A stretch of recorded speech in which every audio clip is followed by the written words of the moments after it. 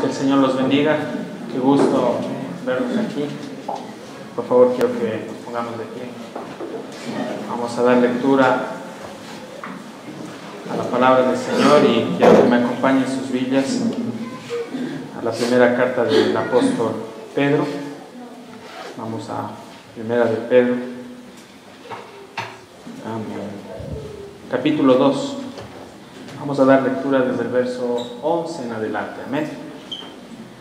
La palabra del Señor dice: amados, yo os ruego como extranjeros y peregrinos que os abstengáis de los deseos carnales que batallan contra el alma, manteniendo vuestra manera de vivir entre los gentiles, para que en lo que murmuran de vosotros como de malhechores, glorifiquen a Dios en el día de la visitación, al considerar vuestras buenas obras. Por causa del Señor, someteos a toda institución humana, ya sea al rey como al superior, ya a los gobernantes como por él enviados para castigo de los malhechores y alabanza de los que hacen bien. Porque esta es la voluntad de Dios, que haciendo bien hagáis callar la ignorancia de los hombres insensatos, como libres, pero no como los que tienen la libertad como pretexto para hacer lo malo, sino como siervos de Dios. Amén. Señor, te damos gracias en esta mañana. Queremos entregarte, Señor, nuestros corazones, queremos disponerlos, Señor, a tu hablar, queremos exponer lo que dice tu palabra, Señor, solo tu palabra, Padre. Señor, que esta mañana salgamos edificados, instruidos por medio del poder del Espíritu Santo, mi Dios, mi Cristo. Aquí estoy, Señor, usa mis labios, no permitas que, Padre, hable palabras de humana sabiduría, condicionadas, Padre, palabras, Señor, que provengan de dolores internos, sino, Señor, lo que tú me has enviado a hablar. Padre, te lo pedimos. Todo esto en el poderoso nombre de tu Hijo Jesucristo. Amén y amén. Tomemos asiento, hermanos. El apóstol Pedro nos muestra aquí tres características de cómo nosotros, como creyentes, debemos vivir en este mundo. Primeramente, aquí en el verso 11 dice, amados. Note usted de entrada lo que dice, amados. El amor de Pedro no era un amor fingido, un amor superficial, no era un amor hipócrita, era un amor sincero, proveniente de Dios. Y la forma como él demostró su amor para con la iglesia fue dándoles esta palabra de aliento, pero también a la misma vez una palabra de exhortación. Entonces, Pedro dice, yo les ruego a ustedes como extranjeros y peregrinos, extranjeros. Amados hermanos, Dios nos está llamando en esta mañana a vivir una vida justa en medio de un mundo hostil, en medio de un mundo que está en declive en todo sentido. Sin embargo, Pedro les hacía acuerdo a los hermanos que la ciudadanía de ellos no estaba en este mundo, sino ¿dónde? En el cielo. Nosotros como cristianos, amados hermanos, estamos en este mundo, es verdad. Y vamos a hablar, sí, acerca de las funciones, de las responsabilidades, de las obligaciones que nosotros tenemos aquí, en esta tierra. Pero primeramente, no olvidemos de dónde nosotros somos, de dónde provenimos. Cristo nos vino y nos engendró, nos dio vida. Y Pedro aquí dice, ustedes son extranjeros y peregrinos. Estamos de pasada en este mundo. No debemos anclarnos a las cosas de este mundo, amados hermanos. El verdadero cristiano no tiene por qué estar anclado a las cosas del sistema degradado de este mundo. Por eso aquí Pedro les dice, como extranjeros y peregrinos. Nuestra ciudadanía no es terrenal. La ciudadanía futura es celestial. Quiero que me acompañen, por favor, por un momento a Colosenses, sin perder la cita. Capítulo 3. Y Colosenses capítulo 3, el verso 1 nos dice el Señor lo siguiente. Si pues habéis resucitado con Cristo, ¿qué dice allí? Buscad las cosas de arriba, donde está Cristo sentado a la diestra de Dios. Y me gusta esta parte que el apóstol Pablo les está hablando a los hermanos en Colosas. Y tiene relación con lo que dice Pedro. Y les dice, pongan la mira en las cosas de arriba y no en las de la tierra, porque habéis muerto y vuestra vida está escondida con Cristo en Dios. Entonces, ¿Es real, amados hermanos, que nosotros tenemos la vida de Dios? Sí, lo es. ¿Hemos resucitado juntamente con el Señor? Lo hemos hecho. Y cuando dice Pablo, dice, pongan la mira en las cosas de arriba, donde está Cristo sentado a la diestra de Dios. ¿A qué nos está refiriendo el apóstol Pablo con esto? De que nosotros, todo nuestro ser siempre, 100% tiene que estar inclinado a las cosas espirituales.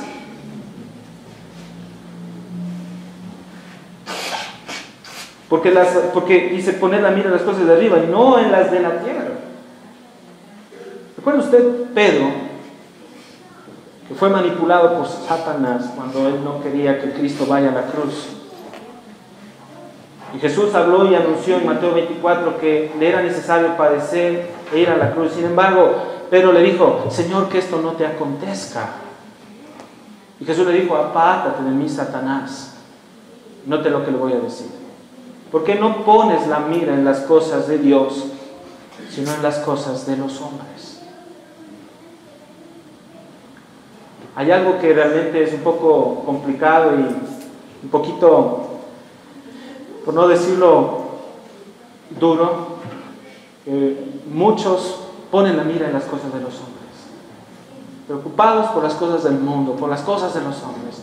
El cristiano no debe estar preocupado, amado hermano, y dejándose llenar de tantas cosas que nos rodean. Primero el Señor dice, pongan la mira en las cosas de arriba. El escritor de Hebreos, cuando usted lee Hebreos capítulo 12, quiero que me acompañen por favor por un momento al libro de los Hebreos, nos dice lo siguiente.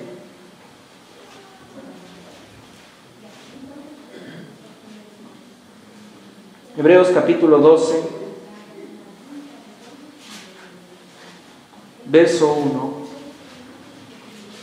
Por tanto, nosotros también, teniendo en derredor nuestro tan grande nube de testigos, despojémonos de todo peso y del pecado que nos asedia y corramos con paciencia la carrera que tenemos por delante. Entonces, ¿cómo podemos como cristianos avanzar en este tiempo, hermanos, donde vemos que todo está colapsado en el aspecto moral?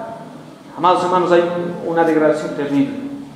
¿Cómo podemos caminar? ¿Cómo podemos correr la carrera como hijos de Dios? Y la respuesta la vemos en el verso 2, cuando dice, puestos los ojos ¿en quién? En Jesús, el autor y consumador de la fe, el cual por el gozo puesto delante de él sufrió la cruz, menospreciando el oprobio, y se sentó a la diestra del trono de Dios.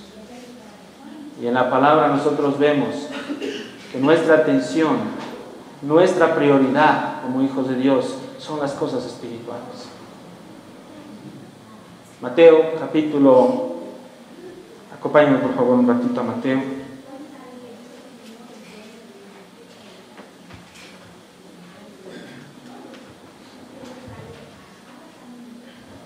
Capítulo 6.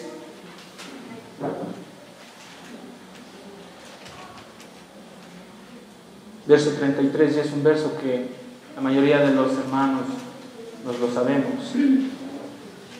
Pero aquí Jesús no les está diciendo que el hombre cristiano o el hombre espiritual tiene que estar buscando primero las cosas terrenales, sino que dice allí, mas buscad primeramente, dice,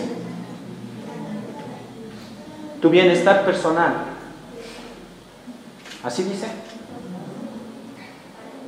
Más buscad primeramente agradar a los hombres, así dice. No. Más buscad primeramente el reino de Dios y su justicia, y todas estas cosas os serán añadidas. Lo principal del cristiano es buscar el rostro de Dios, amados hermanos, porque de allí se desprende todo. De allí viene todo lo que nosotros hoy en este día vamos a hablar. El cristiano necesita estar en su recámara íntimamente con Dios, cultivando una relación personal con Él, cara a cara. Porque, o si no, ¿de qué cristianismo estamos hablando?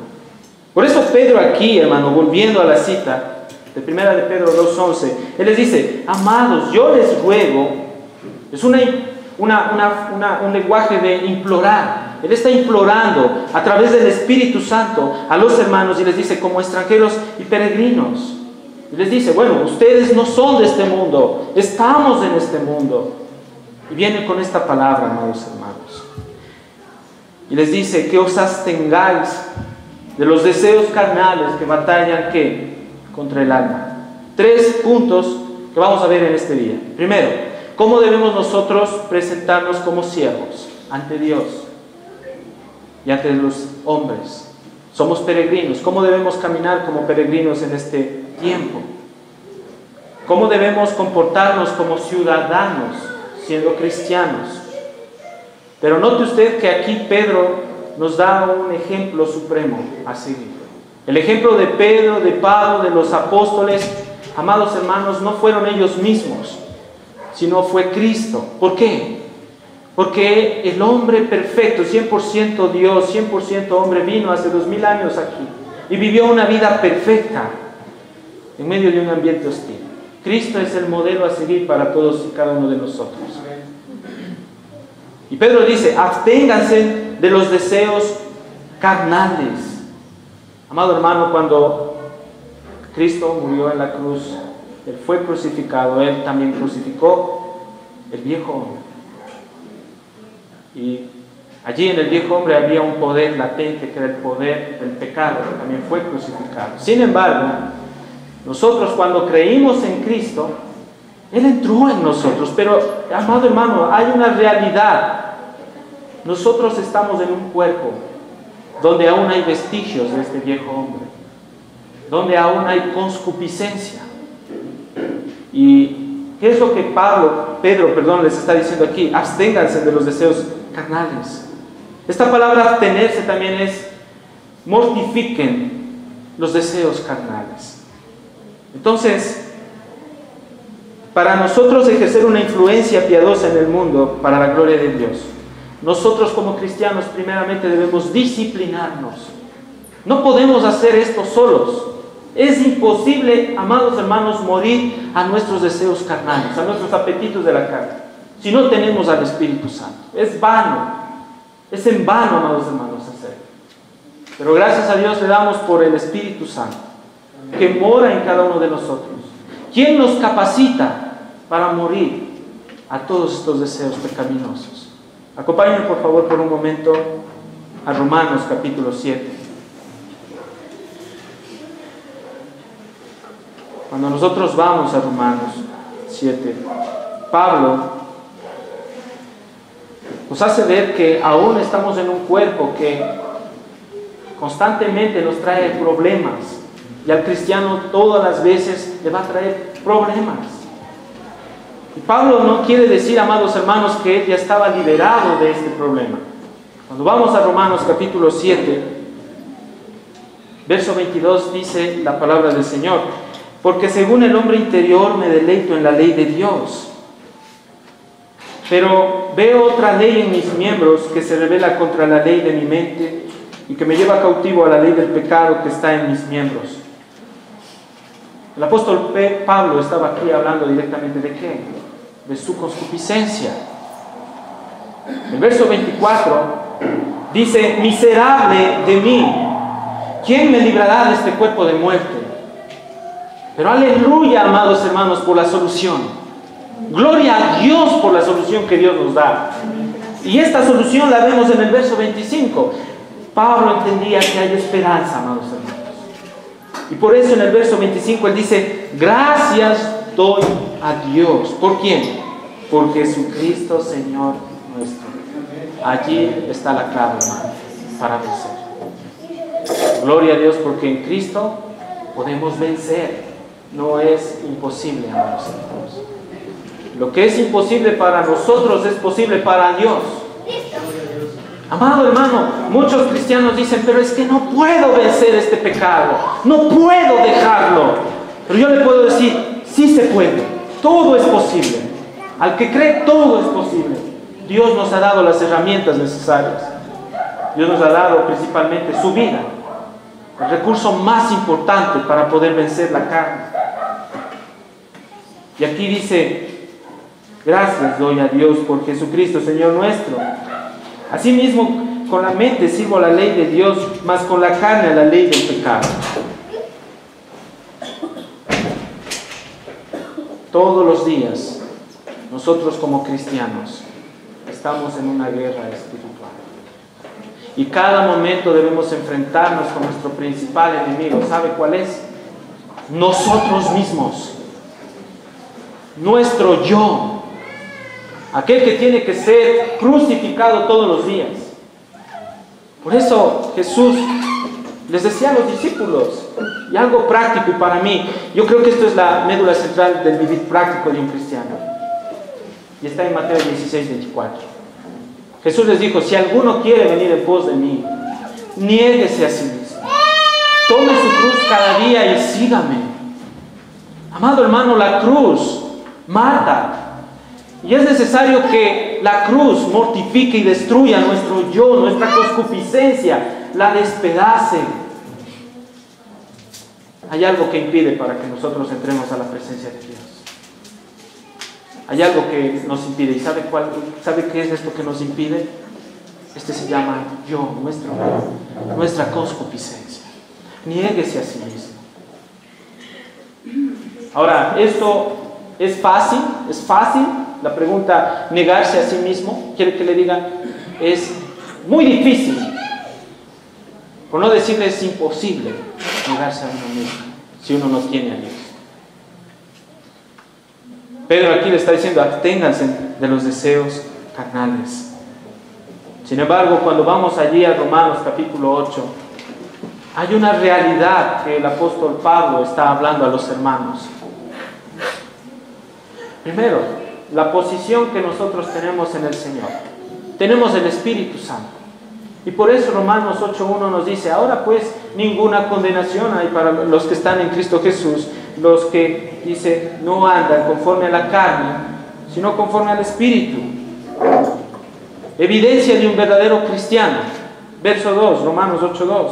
Porque la ley del Espíritu de vida en Cristo Jesús me ha librado de la ley del pecado y de la muerte. Aleluya. Amén. Porque hay una ley en nosotros que es la ley del Espíritu y de vida, superior a la ley del pecado y de la muerte. El verso 4 de Romanos 8.4 dice, para que la justicia de la ley se cumpliese en nosotros, que no andamos conforme a la carne, sino conforme al Espíritu. Aleluya, hermano. Ese es el vivir práctico del cristiano. Andar conforme al Espíritu y no conforme a la carne. Porque los que son de la carne piensan en las cosas de la carne, pero los que son del Espíritu en las cosas del Espíritu. Porque aquí vienen, hermano, las consecuencias de pensar en las cosas del Espíritu y también de pensar en las cosas de la carne. Porque el ocuparse de la carne, ¿qué dice allí? Es muerte. Ahora mi pregunta es, ¿nosotros podemos tener tendencias carnales como cristianos? Sí, amados hermanos. Sí. Y Pablo aquí está hablando de cómo nosotros debemos evitar esto.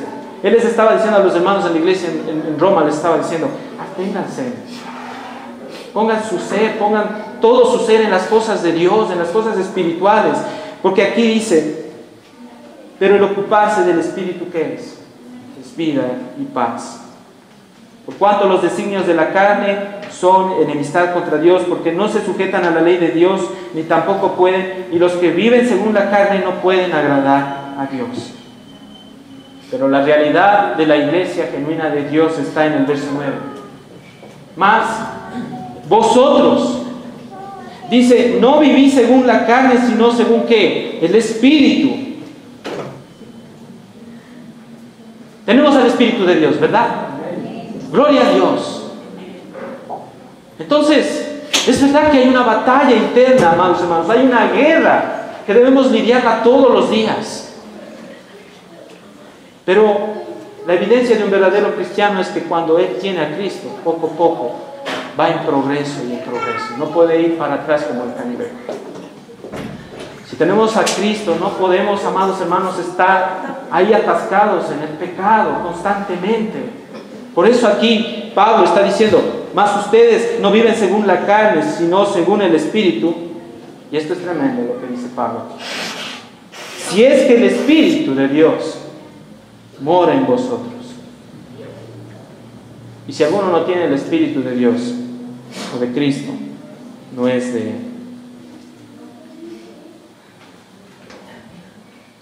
Hay cosas aún que batallan dentro de nuestro interior. Y Pedro alude esta batalla a una campaña militar que se libra en medio de una gran guerra, es verdad, espiritual. Amados hermanos, Dios tiene que ocupar todas las áreas de nuestro corazón y debemos dejarle que Él lo haga. Si en su corazón hay cosas que a Dios no le agradan, si hay pecados ocultos, debemos confesarnos delante de Dios y decirle: Señor, tú sabes cómo está nuestro corazón. Ayúdanos, bendito Dios. Ayúdanos. Vamos al verso 12 de Primera de Pedro, capítulo 2:12. La palabra dice: manteniendo buena nuestra manera de vivir entre los gentiles, para que en lo que murmuran de vosotros, como de malhechores, glorifiquen a Dios en el día de la visitación, al considerar vuestras buenas obras. La palabra griega para hablar de bueno tiene que ver con una conducta honorable, implica una bondad pura, excelente y atrayente. ¿Sabe que el apóstol Pedro, aquel que habla estas palabras, en un inicio fue muy disciplinado, fue expuesto por el mismo Señor? ¿Recuerda usted cuando él se adelantó, hermanos, a dar las 2 dracmas? Hablar, y después Dios lo expuso, ¿no? Cuando él estuvo en el monte de la transfiguración, fue expuesto también. Cuando cogió y sacó una espada y cortó la oreja de un guardia. Cuando lo negó al Señor 3 veces. Amados hermanos, el mismo apóstol Pedro da el inicio a esta palabra. Y él habla, ¿saben qué? Con propiedad. Ya maduro espiritualmente, o sea, probado, pasado por la prueba de fuego, tal como nosotros lo veíamos allí mismo en la carta de Primera de Pedro, cuando él decía: no tengan miedo ustedes, no se sorprendan del fuego de prueba que ha de venir sobre ustedes, como si algo extraño les aconteciese. Él, el mismo apóstol Pedro, dice: manteniendo vuestra manera de vivir entre los gentiles, buena vuestra manera, para que los que murmuran entre vosotros como de malhechores glorifiquen a Dios en el día de la visitación, al considerar vuestras buenas obras. Amado hermano, él fue disciplinado, él fue tratado por Dios. Creo que, como yo les decía, para mantener o reflejar una conducta honorable, una bondad pura, todo depende de la relación que nosotros como cristianos tengamos con el Señor. Siempre va a haber gente que murmure a los cristianos. Siempre va a haber gente que murmure la obra del Señor y critique la obra del Señor. Siempre lo ha habido en el primer siglo, en la iglesia, amados hermanos del primer siglo. En un acto de injusticia, los primeros cristianos fueron acusados de rebelión contra el gobierno romano. Y habían testigos falsos que acusaban a los cristianos. Ellos fueron acusados de terrorismo, hermanos. ¿Sabían eso? Allí en Roma. Fueron culpados por incendiar Roma. De una forma irónica, sarcástica, burlona. Cuando Nerón, el maldito Nerón, amados hermanos, mandó a matar a muchos cristianos, los crucificaban y los prendían con fuego. Y él, de una forma sarcástica, decía que ellos son los cristianos los culpables de que Roma se haya incendiado. Y yo les digo, este hombre loco, que por cierto fue usado por Satanás, destruyó Roma, incendió Roma. Amados hermanos, los cristianos también fueron acusados, irónicamente también, ¿de qué? De ateísmo. ¿Por qué? Porque no se sujetaban a adorar a los dioses paganos de los romanos y no se sujetaban así a las decisiones y a las leyes contrarias que el César o el emperador promulgaba. Eran acusados también de canibalismo, porque escuchaban rumores creados alrededor de la cena del Señor, sin entender, amados hermanos, este aspecto. Eran culpados de inmoralidad. ¿Por qué? Por su amor evidente entre los hermanos. Desen cuenta, confundiendo el amor puro, perfecto de Dios por pasiones bajas. Amados hermanos, ellos fueron acusados, fueron maltratados, fueron humillados, pero ellos permanecieron firmes en el Señor. Ahora, la conducta del cristiano frente a un mundo hostil. ¿Cómo podemos reflejar una conducta adecuada? Por eso les decía, desde el inicio, todo depende de la relación íntima que nosotros tengamos con el Señor. Mientras más yo busco de Dios, mientras más me lleno del Espíritu Santo, más voy a reflejar las actitudes y las conductas del Señor. Algo real, de que nos falta, hermanos, eso sí. Y debemos reconocerlo. Y cada día debemos pedirle a Dios, Señor, llénanos más de ti. Llénanos del Espíritu Santo. Ayúdanos, Señor, a reflejar tu vida a un mundo perdido. Ayúdanos a reflejar tu amor, amado Señor. Pedro aquí dice, allí en el verso 12, mantengan buena su manera de vivir entre los gentiles. También tiene que ver con testimonio. Nuestro testimonio tiene mucho que ver, amados hermanos. Y sí, por un lado, nuestro testimonio en parte sí beneficia, hermanos, para que la gente, cuando vea nuestras buenas conductas, investiguen y averigüen, a ver, ¿por qué este es así? No es nuestro testimonio el que va a salvar a las personas. Nuestro testimonio carece de poder. Lo que salva a las personas es el Evangelio, hermanos. Y por eso, Romanos capítulo 1, 16, Pablo dijo, yo no me avergüenzo del Evangelio, porque es poder de Dios para todo aquel que crea, tanto para el judío como para el gentil. Solo el Evangelio tiene poder para salvar al hombre. Pero obviamente, amados hermanos, debemos también considerar algo. Nuestras buenas obras, nuestro buen testimonio, para muchas personas va a ser considerado como algo irritante.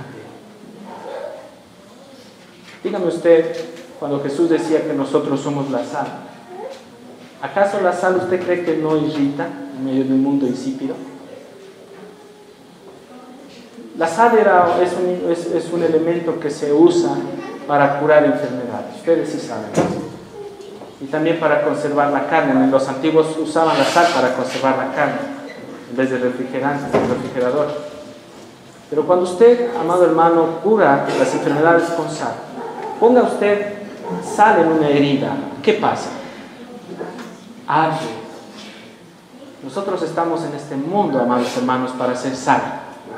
Sin embargo, la sal al inicio fastidia, irrita y fatiga en un lugar donde hay enfermedad espiritual. En otras palabras, donde hay pecado. No podemos ser sal insípida. Si somos sal, tenemos que influenciar al mundo, hermanos. Tenemos que impactar al mundo. Es verdad, les voy a decir desde entrada la verdad. No todos le van a caer a usted como monedita de oro. Habrá gente que a usted lo despreciarán y lo rechazarán y lo humillarán porque usted está viviendo una vida en santidad. Por eso el Señor dice en la palabra que quien quiere vivir piadosamente en Cristo Jesús también que padecerá persecución. Todo verdadero cristiano, amado hermano, debe de entender que tiene que pasar por este sufrimiento. Tenemos que ser afligidos, tenemos que ser rechazados, humillados, pero gloria a Dios. Aleluya, amados hermanos. Aleluya por todo lo que venga, hermanos. Porque aquí dice, glorifiquen a Dios en el día de la visitación. ¿Quiénes glorificarán? Los que Dios predestinó desde antes de la fundación del mundo. Cuando a usted le miran y cambia usted su conducta, refleja a Cristo, mucha gente dice, yo quiero conocer qué le pasó a este hombre. Y esa es una oportunidad que nosotros tenemos cuando la gente viene y se acerca. ¿Para qué? ¿Para predicarles nuestro testimonio? No, para predicarles el Evangelio. Esta palabra visitación se usaba en el Antiguo Testamento para referirse al acercamiento de Dios. En el Antiguo Pacto, amados hermanos, Dios se acercó siempre a su pueblo. En parte Dios se acercaba a su pueblo para bendecir a su pueblo, pero también Dios se acercaba a su pueblo para juzgar cuando había, amados hermanos, pecado en medio de su pueblo. Quiero que me acompañe por un momento a Isaías, capítulo 10.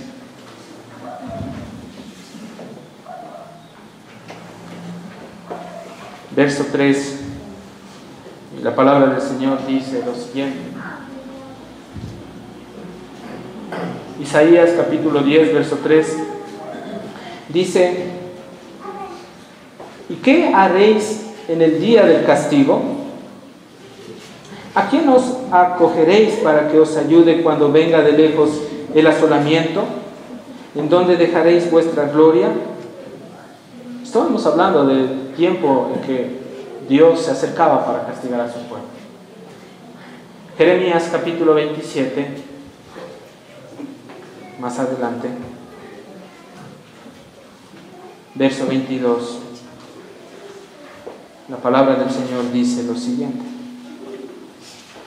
a Babilonia serán transportados y de allí estarán hasta el día en que yo los visite.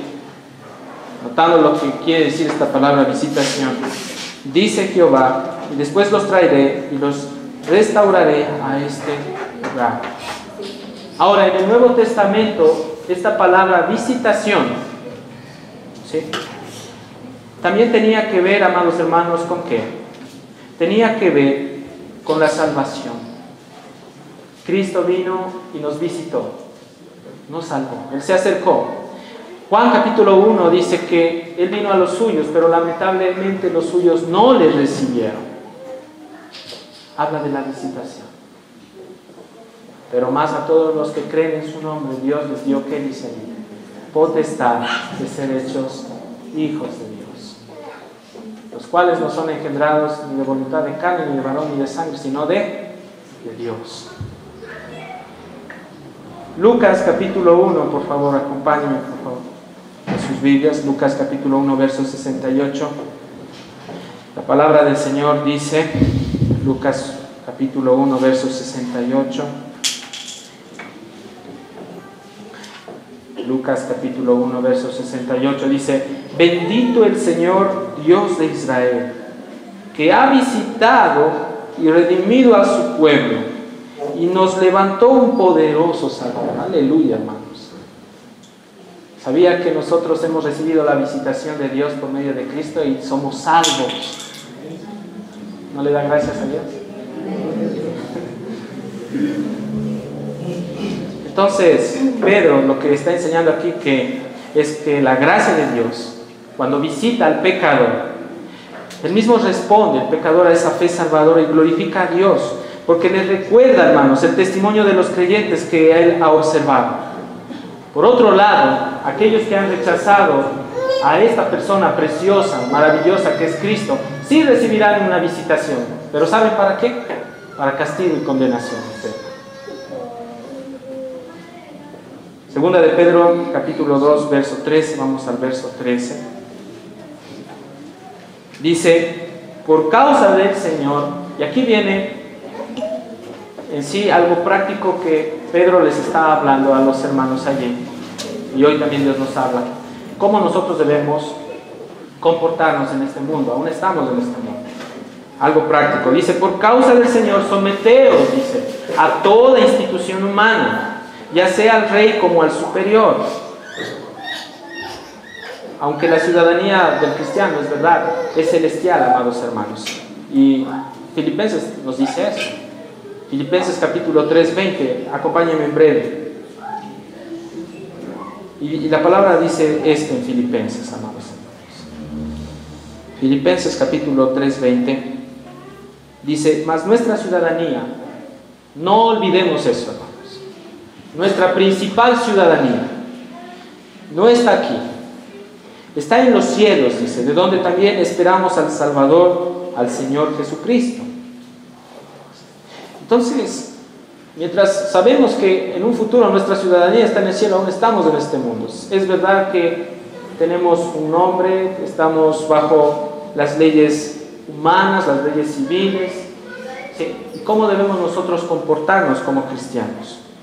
Amado hermano, nosotros debemos comportarnos de una manera adecuada delante de la presencia de Dios. ¿Sí? Porque esto, ¿qué es lo que trae? Trae honra y gloria a Cristo. Lo contrario es que la conducta rebelde de un cristiano deshonra y descredita el nombre del Señor.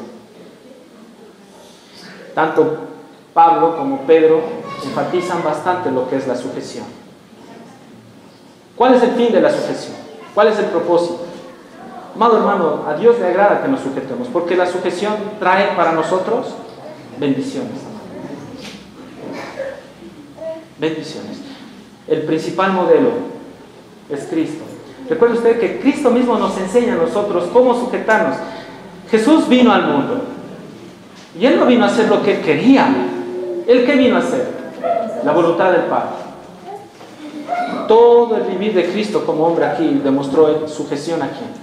Al Padre. Ahora Dios nos está enseñando eso también. Nosotros debemos sujetarnos a las autoridades que Dios ha puesto. Y para reforzar esto, acompáñenme a Romanos un ratito. Romanos capítulo 13.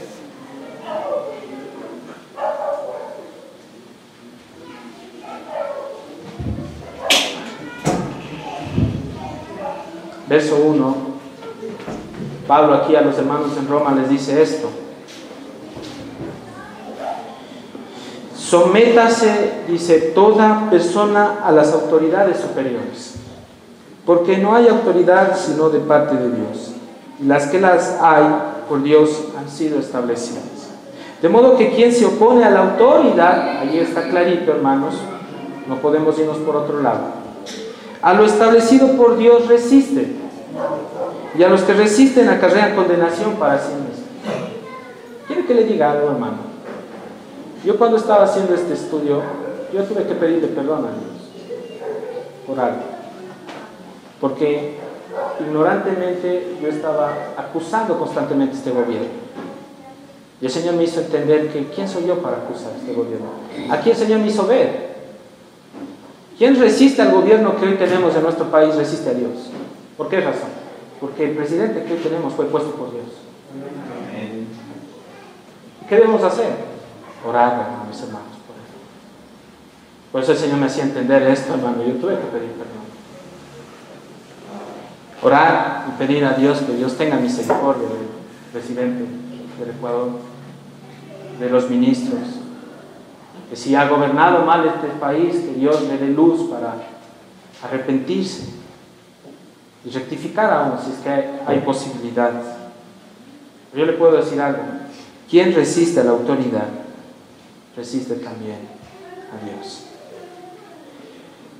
Entonces es evidente aquí lo que dice la palabra. En el verso 3 de Romanos 13:3 dice: porque los magistrados no están para infundir temor al que hace el bien, sino al malo. ¿Quieres pues no temer la autoridad? Haz lo bueno y tendrás alabanza de ella, porque es servidor de Dios para tu bien. Pero si haces lo malo, teme, porque no en vano lleva la espada, pues es servidor de Dios, vengador para castigar al que hace lo malo. Las leyes fueron creadas por los hombres, pero fueron permitidas por Dios. ¿Sí sabían? Dios es un Dios de orden, y en cada sociedad hay leyes para que en esa sociedad se establezca un orden. Dios permite ese orden. Los cristianos debemos sujetarnos a las leyes. Obviamente, si hablamos de la sujeción a la autoridad, estamos hablando directamente de honrar al rey, ¿sí? Honrar en sí al presidente, respetar sí la autoridad. Ahora, por aquí también venía otra situación. Nosotros como hijos de Dios debemos sujetarnos a la principal ley, que es la palabra de Dios, ¿no es cierto? Gloria a Dios. Ya. Sin embargo, amados hermanos, habrán leyes que los hombres creen que contravengan la palabra de Dios. Por ejemplo, si se aprueba la ley del aborto, ¿qué debería hacer el cristiano? ¿Sujetarse y decir, yo estoy a favor del aborto? No, amados hermanos. ¿Por qué? Porque el aborto, en otras palabras, es asesinar a un ser humano. Si el hombre aprueba en la Constitución y dice, aprobamos los matrimonios gay, y la Biblia condena, hermanos, el pecado, ¿qué debemos hacer los cristianos? ¿Decir, sí, yo me sujeto a esa ley? No, amados hermanos. No.